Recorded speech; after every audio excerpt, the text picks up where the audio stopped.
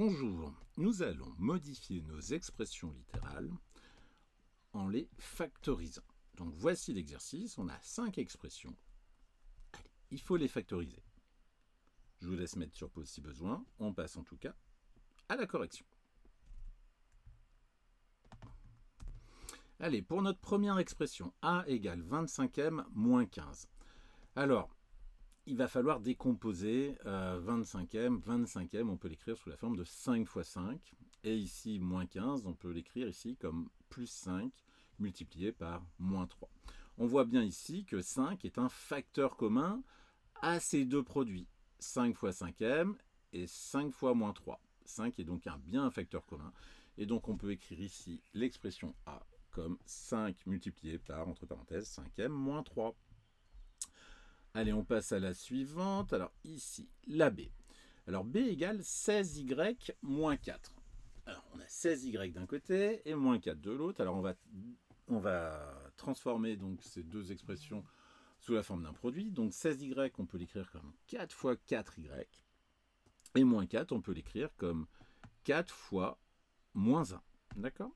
Et donc on voit bien ici que ces deux produits ont bien ici le facteur 4 en commun. Et donc on peut écrire B comme 4 multiplié par, entre parenthèses, 4y moins 1. Allez, on continue ici, voilà, avec l'expression C. Donc ici, C, ici on a 4a plus 3a au carré. Alors entre 4a et 3a au carré, quel peut être le facteur commun? Donc sur les deux précédentes, le facteur commun était un nombre, simplement. Ici, on va avoir une nouveauté. Le facteur commun, ici, va être une lettre. Ça va être A. Ici, 4a, je peux l'écrire comme a fois 4. Et ici, 3a au carré. A au carré, c'est a fois A. Je peux l'écrire comme a fois 3a.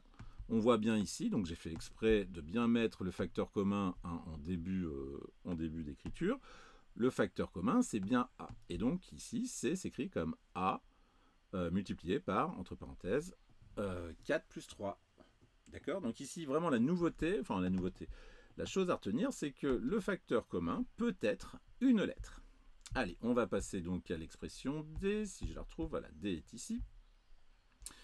Donc ici, 15x au carré plus 33x. Alors, on va décomposer 15x au carré. Donc 15x au carré, je peux l'écrire comme 3x fois 5x, d'accord? Ça fonctionne. Donc alors après, j'aurais pu décomposer au brouillon, on aurait pu écrire 3 fois 5 fois x, etc., etc. Au brouillon, on peut vraiment décomposer, j'allais dire presque en facteur premier, un peu comme avec les fractions, pour simplifier les fractions. En tout cas, donc voilà, je remarque ici, je peux utiliser 3x comme facteur commun. En effet, ici, 3x multiplié par 11, ça me donne bien 33x. Eh bien, j'ai trouvé mon facteur commun, c'est 3x. Et donc, je peux écrire que D égale à 3x fois 5x plus 11. Alors, petite remarque, ici, on a connu le facteur commun comme un nombre simple, on a connu le facteur commun comme une lettre, et ici, on voit bien qu'on peut avoir comme facteur commun, j'allais dire... des multiples de x. Allez, c'est parti. Donc la dernière ici, A, B, C, D, E, voilà, si je la retrouve. Alors ici, encore un autre type de facteur commun. On va avoir deux lettres. Ici, notre expression littérale utilise la lettre X et la lettre Y. Donc il va falloir trouver un facteur commun entre l'expression 20x au carré Y et l'expression moins 8xy. Alors, en décomposant finalement nos expressions, eh bien 20x au carré y, je peux l'écrire comme 4 fois 5 fois x fois y. Bon. Et ici, moins 8xy, je peux l'écrire alors comme moins 4 fois moins 2 fois 2 fois x fois y. Alors j'aurais pu l'écrire, j'allais dire, plus comme somme, j'aurais pu écrire finalement une petite erreur dans cette correction. J'aurais peut-être dû l'écrire comme plus 4 multiplié par moins 2 multiplié par x multiplié par y. Donc en fait, on se rend compte ici que dans les facteurs communs, on a 4, on a x et on a y, qu'on retrouve ici sur notre deuxième expression, 4, x et y. Super. Donc ici, le facteur commun 4xy. Et ici, donc, on obtient 5x moins 2. D'accord.